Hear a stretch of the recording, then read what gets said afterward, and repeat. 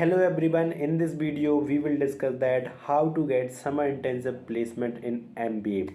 और इस वीडियो में हम पूरा डिटेल में बात करेंगे कि समर इंटेंसिव प्लेसमेंट आपके लिए कितना इम्पोर्टेंट रहते हैं फाइनल प्लेसमेंट के लिए भी, और कैसे जॉब रोल्स मिलते हैं और किस टाइप से आपको समर इंटेंसिव प्लेसमेंट के लिए प्रिपरेशन करनी चाहिए।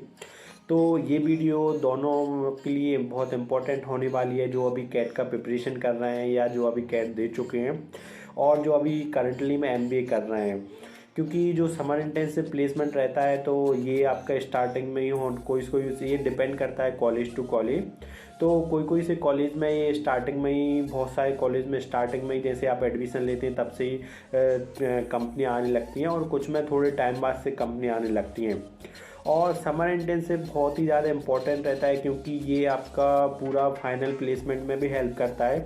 क्योंकि आप फाइनल प्लेसमेंट में आप बता सकते हो कि आपने जैसे कोई मार्केटिंग रोल में आपने SIP किया, आपका फाइनेंस में किया, आपने HR में किया, तो वो आपका आप फाइनल प्लेसमेंट में भी आप उसको बता सकते हैं। और समर इंटेंसिव से ये भी रहता है कि आपको हो सकता है यदि आप उसमें अच्छा परफॉर्मेंस करते हैं तो उसमें भी आपको PPO लग सकता है। तो समर इंटेंसिव की कैसे आप समर इंटेंसिव आपका लगा सकते हैं, तो इसमें हम बात करते हैं। तो समर इंटेंसिव के लिए जो मेन चीज़ रहती है ना, वो आपका रहता है CV। तो अभी जिन लोगों ने अभी कैट दिया है और जो इंटरव्यूज़ की प्रिपरेशन करने लगे हैं, तो वो CV बिल्डिंग पे भी बहुत ज़्यादा ध्यान दें, क्योंकि ये लॉन्ग टर्म में आपको summer intensive placement, final placement, ये सब में हेल्प करेगा। आप CV पे ज़्यादा से ज़्यादा वर्क करें। तो CV में क्या रहता है, जैसे कि आप किसी चीज़ का इंटेंसिव कर सकते हैं। जैसे आप मान लो मार्केटिंग, आपको ऐसा लग रहा है कि आप मार्केटिंग स्पेशलाइजेशन चूज़ करना चाहते हैं, तो आप मार्केटिंग में कोई इंटेंसिव कर सकते हो, सर्टिफिकेशन कोर्स कर सकते हो। और भी बहुत नए स्किल्स रहती हैं, जैसे आपका वर्क भी है मान लो मार्केटिंग से रिलेटेड, तो वो भी आपको बहुत हेल्प करेगा आपका CV बिल्डअप करने में। और भी कुछ एक्स्ट्रा करिकुलम एक्टिविटीज़ हैं जो कि आपको हेल्प करें एक अच्छा मैनेजर बनने के लिए, तो वो सब आपको हेल्प करेंगे। तो मैंने CV बिल्डिंग के लिए एक अलग से वीडियो डाली है, आप वो वाले देख सकते हैं। तो ये सब पूरा डिपेंड करता है समर इंटेंसिव प्लेसमेंट के लिए। और जब आप समर इंटेंसिव प्लेसमेंट में बैठते हैं तो पहले आप डिसाइड कर लें कि आप किस वाले रोल में जाना चाहते हैं। आप मार्केटिंग वाले रोल में जाना चाहते हैं, आप फाइनेंस वाले रोल में जाना चाहते हैं, आप HR वाले रोल में जाना चाहते हैं। अब मार्केटिंग में भी जैसे हम बात करें तो बहुत सारे डिफरेंट रोल रहते हैं, like product manager, content manager, sales and marketing, business development.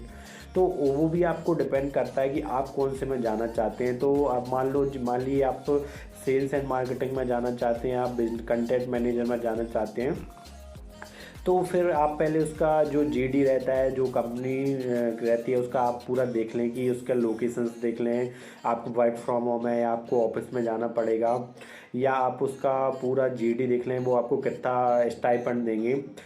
और उसका जॉब मेन तो रहता है जॉब रोल, क्योंकि कभी भी यदि आप SIP लग रही है तो उसमें आप कभी भी स्टाइपेंड के लिए ज़्यादा उसमें ना रहें, क्योंकि ये तो 2-3 मंथ की रहती है। लेकिन उसमें जो मेन रहता है जॉब रोल, क्योंकि MBA में क्या रहता है, पूरा थ्योरेटिकल रहता है, आप केस स्टडी करते हो, लेकिन आप लाइव एग्जाम्पल आप कब सीखोगे, जब आप कंपनी में जाओगे, कंपनी में वर्क करोगे। तो SIP में यही रहता है कि आप कंपनी में जाते हो, वहाँ अलग अलग आपको प्रोजेक्ट दिए जाते हैं, आपको लाइव प्रोजेक्ट दिए जाते हैं, उनमें आप काम करते हो। तो उस हिसाब से आपको, क्योंकि वो पूरा कंपनी में, क्योंकि कॉर्पोरेट वर्ल्ड पूरा डिफरेंट रहता है। आप MBA में करते तो, लेकिन उतने अच्छे से आप नहीं अंडरस्टैंड कर पाते हो कि कैसे करेगा। लेकिन वहाँ पे आप क्या, कंपनियाँ कैसे पूरा कैसे कंपनियाँ फेस करती हैं प्रॉब्लम, तो वो आप लाइव एग्जांपल्स के थ्रू आपको समझाया जाता है, आपको प्रोजेक्ट दिए जाते हैं, आपको एक टारगेट दिया जाता है कि आपको इस टारगेट पर आपको काम करना पड़ेगा। तो पूरा जो है, तो पहले आप जो SIP है उसका जॉब रोल वगैरह देख लें अच्छे से, तो उस हिसाब से आप उस SIP के लिए अप्लाई करें। और ऐसा ही नहीं है कि आप उसमें सेलेक्ट हो गए फिर आप इंटरव्यू का अच्छे से प्रेफरेंस करें। और पहले तो क्या रहता है कि वो पहले आपका CV देखते हैं, तो CV के थ्रू ही आपको सिलेक्ट किया जाता है। आपका पूरा स्क्रीनिंग, जितने भी बच्चे हैं, मान लो आपका बैच है, आपके बैच के सारे बच्चे उसमें अप्लाई कर रहे हैं, तो पहले वो स्क्रीनिंग करते हैं। तो स्क्रीनिंग फर्स्ट फेस होता है, तो वो मोस्टली CV के द्वारा ही होता है। है। यदि आपका CV अच्छा है और आपका CV फिट बैठ रहा है जो उस जॉब रोल के लिए, तो आप पहले सिलेक्ट हो जाओगे। और फिर डिफरेंट कंपनीज के डिफरेंट क्राइटेरिया रहते हैं, लाइक कोई सी कंपनियाँ GD भी रख देती हैं, और कोई सी कंपनियाँ कुछ एक टेस्ट टाइप भी रख देती हैं आपकी एबिलिटी के लिए। और कुछ कंपनियाँ ऐसी भी रहती हैं जो ओनली डायरेक्ट PI भी कंडक्ट करा देती हैं, कि उनको मान लो PI में ही आपका पहले शॉर्ट लिस्टेड हुआ CV, और उसके बाद डायरेक्ट वो PI भी कंडक्ट करा देती हैं। कंपनी टू कंपनी वेरी करता है, तो उस हिसाब से आपको GD आपको, तो ऐसे मान लो आप GD भी है, तो GD के लिए भी आपको एक कम्युनिकेशन स्किल्स आपको बेटर होना चाहिए। आपको बेसिक करंट जो टॉपिक्स हैं उन पे भी कमांड होनी चाहिए। उनको कैसे, मतलब मान लो आपको कुछ करंट टॉपिक दे दी, जैसे क्रिप्टो करेंसी दे दिया, तो क्रिप्टो करेंसी के बारे में आपको नॉलेज होना चाहिए। तो आप थोड़ा अपडेट रहे, जो करंट में चल रहा है वो न्यूज़पेपर्स वगैरह से भी। मतलब MBA में ऐसा नहीं है आप एंटर हो गए तो आपको MBA में भी डेली एक न्यूज़पेपर पढ़ना है। न्यूज़पेपर्स में इंग्लिश वाला एक न्यूज़पेपर अच्छा सा फॉलो करना, लाइक बहुत सारे लोग रहते हैं वो रिकमेंडेड करते हैं इकोनॉमिक्स टाइम्स और मिंट।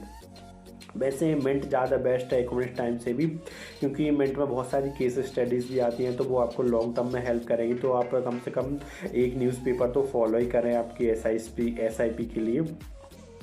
और PI के लिए भी आपको कम्युनिकेशन पे बहुत ज़्यादा वर्क करना पड़ेगा। PI में जा रहे हैं तो PI में आपको इस टाइप के क्वेश्चंस पूछे जाएंगे, लाइक कंपनी से रिलेटेड क्वेश्चंस। मान लो आप जिस भी कंपनी में बैठ रहे हैं तो उस कंपनी का थोड़ा आप नॉलेज रख लें कि कंपनी कब इस्टेब्लिश्ड हुई थी, कंपनी का पर्पस क्या है, गोल क्या है, आप किस जॉब रोल के लिए सिलेक्ट हुए हो। तो उस जॉब रोल से रिलेटेड पूरे क्वेश्चंस वो आपसे पूछ सकते हैं, अबाउट कंपनी पूछ सकते हैं। तो ये भी आपको प्रिपेयर करना है।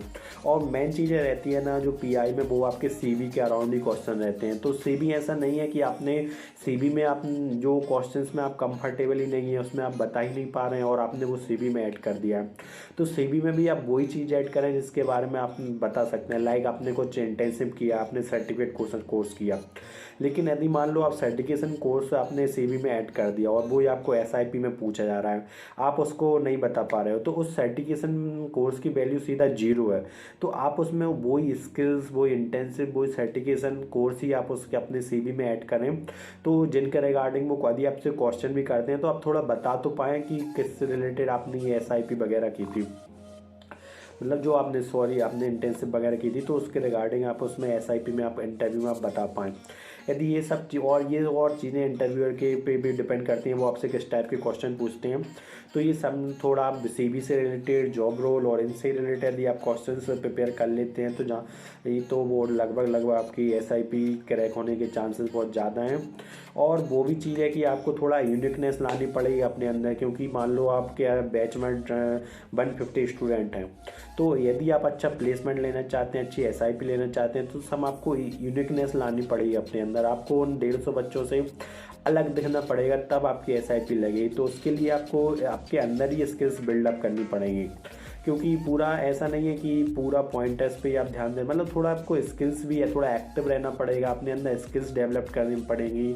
आपको शो करना पड़ेगा कि हाँ, why are you are the right person for that SIP that company. तो क्योंकि वो आपको ले जा रहे हैं, तो ऐसा नहीं है कि आपको स्टाइपेंड भी देंगे तो फ्री में काम करवाएंगे। तो उसके लिए आपको प्रूव करना पड़ेगा कि आप सही बंदे हो, तो सही बंदे हो जिससे आपको वो ले जा सकें। तो यही सब बेसिक चीज़ हैं। और SIP का बहुत इंपॉर्टेंट रोल रहता है, क्योंकि PPOs भी लगते हैं। आपने सुना होगा PPOs, तो बहुत सारे स्टूडेंट के PPOs शुरू में ही लग जाते हैं।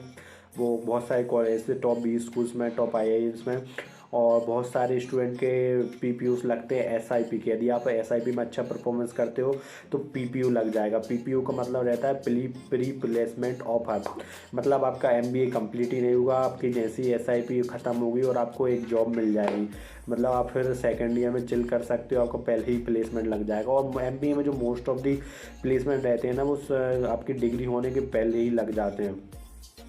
तो ये सब रहता है। तो SIP पे आप फोकस करें, आपकी कम्युनिकेशन पे वर्क करें, आप मान लो जिस भी SIP में बैठना चाहते हैं तो उससे रिलेटेड वर्क करें, तो आपकी SIP डेफिनेटली लग जाएगी।